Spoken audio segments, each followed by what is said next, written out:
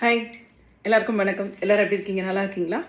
இன்னைக்கு நான் ஒரு சூப்பரான இன்ஃபர்மேஷனோட தான் இங்கே வந்திருக்கேன். நம்ம வந்து லைஃப்பில் ஒரு ஜேர்னியை ஸ்டார்ட் பண்ணுறோம், ஒரு கமிட்டட் லைஃப்குள்ளே போகிறோம் அப்படின்னு வரும்போதே சேவிங்ஸ் அப்படிங்கிறது ரொம்ப ரொம்ப ரொம்ப இம்பார்ட்டண்ட். நம்ம நிறைய விஷயங்களை பிரித்து இன்வெஸ்ட் பண்ணலாம். உதாரணத்துக்கு கோல்டு வாங்குறது ஒரு நல்ல விஷயம் இல்லையா?